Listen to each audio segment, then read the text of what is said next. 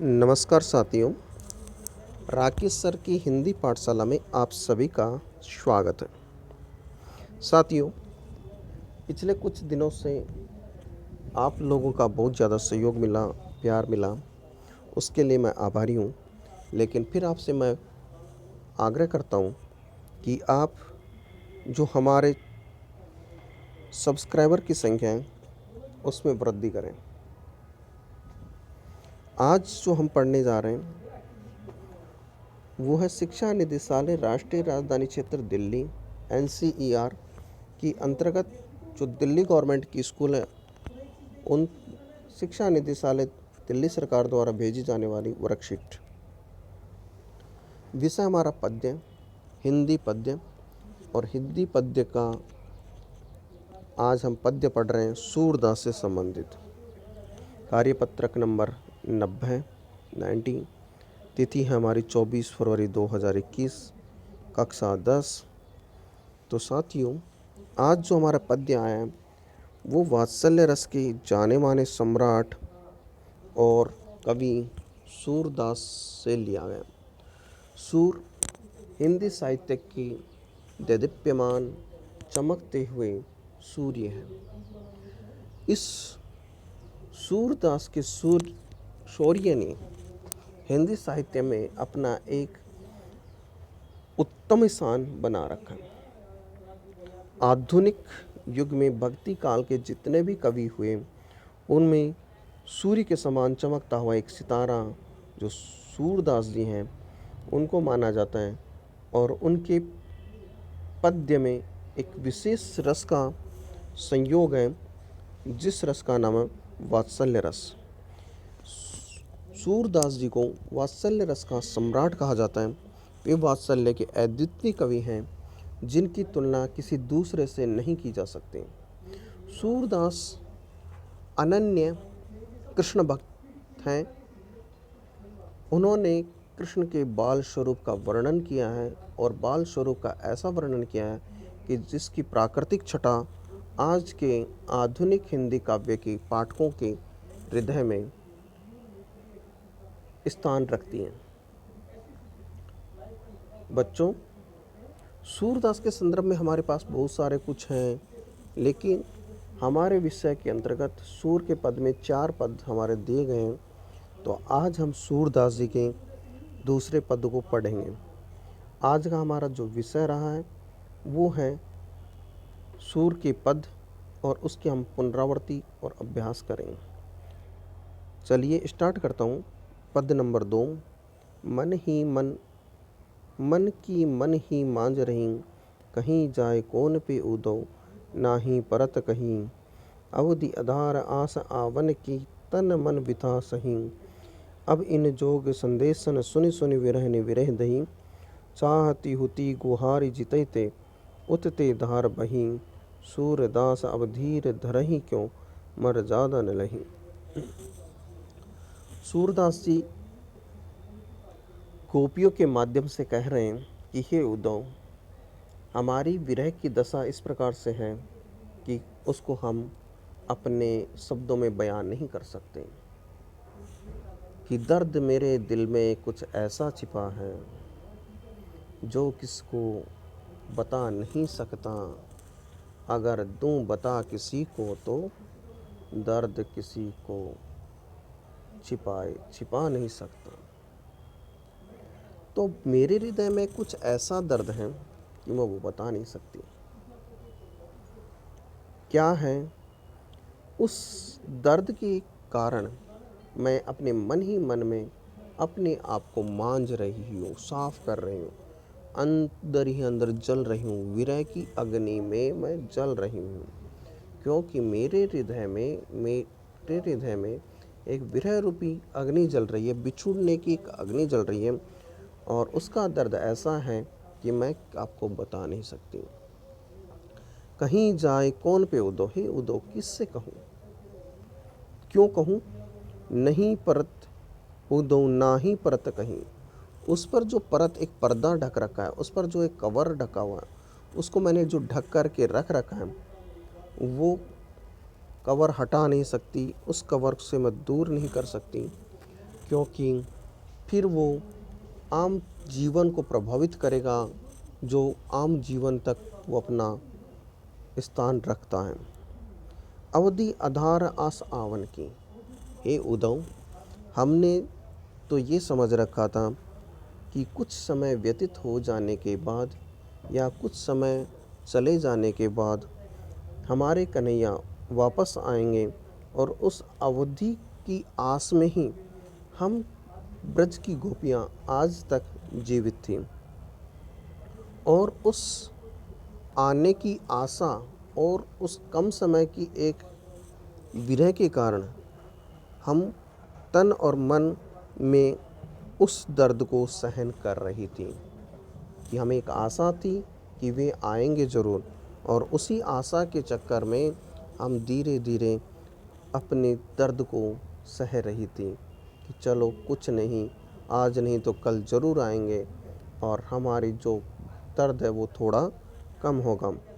अब इन जोग संदेशन सुनी, और अब जब आप आकर के आपने हमें ये जो योग का संदेश, योग का तात्पर्य है योग का संदेश सुनाया है, उस योग के संदेश को सुनने के बाद विरहनी विरही दही, हम विरह की अग्नि में और ज़्यादा जलने लग गई हैं। चाहती हुती गुहार जिते ते, चाहते हैं हुती तो गुहार जिते ते। इतने दिन से हम किसी को कह रहे थे, किसी को जता रहे थे,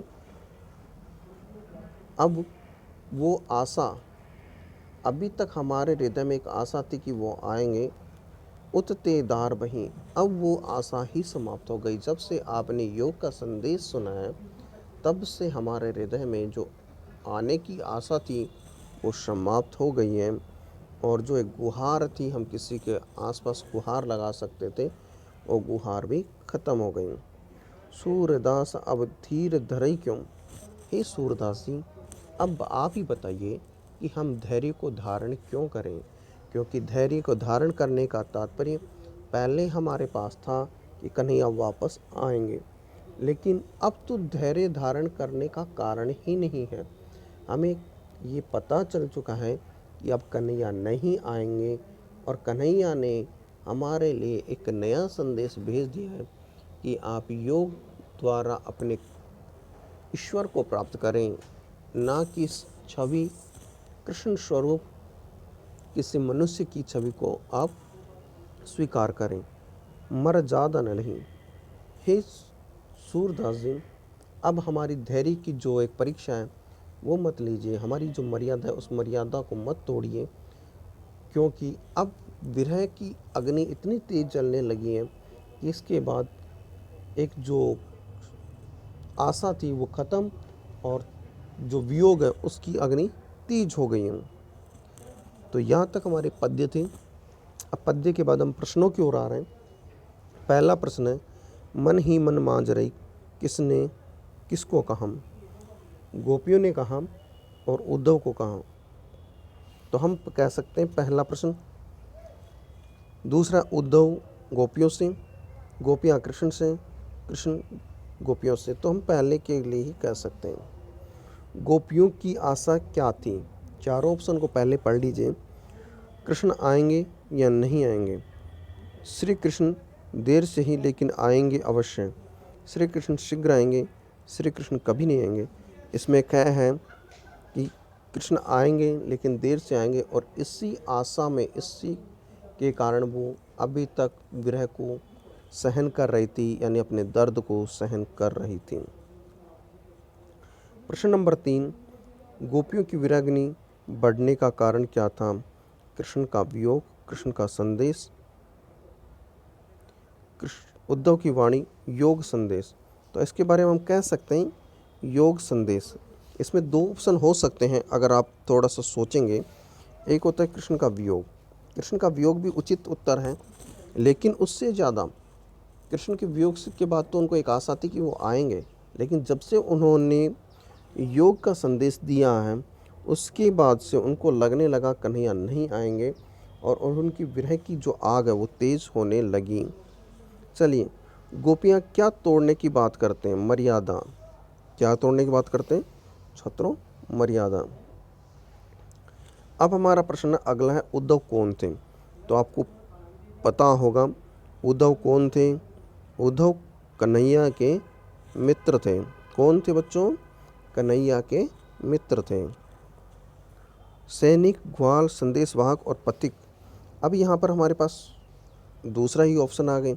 सैनिक, ना कोई सैनिक था, ना किसी दरबार में सैनिक थे वो। ग्वाल, ग्वाले भी नहीं थे। पथिक, रास्ता चलते हुए इंसान नहीं थे। संदेशवाहक, हाँ यस, हम कह सकते हैं वो संदेशवाहक थे।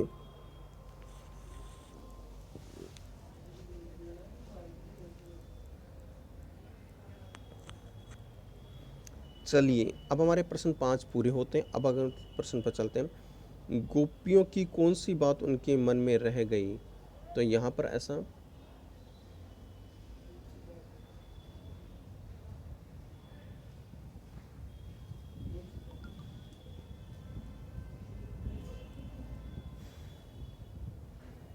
गोपियों की कौन सी बात उनके मन में रह गई कृष्ण के वापस आने की?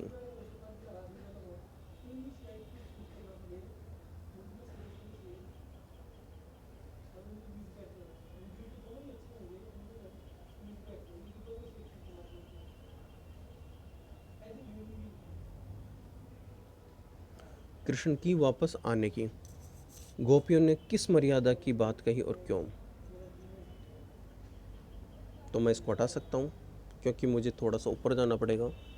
नीचे कुछ स्क्रीन पर वाद्यता है। कृष्ण की वापस आने की गोपियों ने किस मर्यादा की बात की?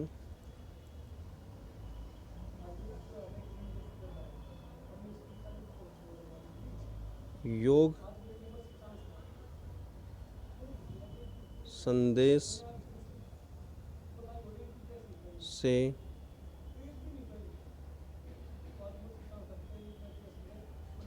विरह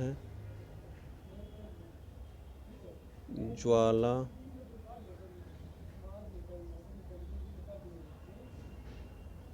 बढ़ाने की। योग संदेश से विरह ज्वाला बढ़ाने की मर्यादा मत लीजिए। इतनी इस जो विरह की जो ज्वाला उसको मत बढ़ाइए, वरना हमारी एक जो मर्यादा वो मर्यादा टूट जाएगी, हमें मर्यादा से बाहर होना पड़ेगा योग संदेश के चक्कर में। इसलिए योग संदेश की बातें हमारे सामने मत कीजिए। तो धन्यवाद दोस्तों। अब हम आज अलविदा लेते हैं। तब तक के लिए धन्यवाद।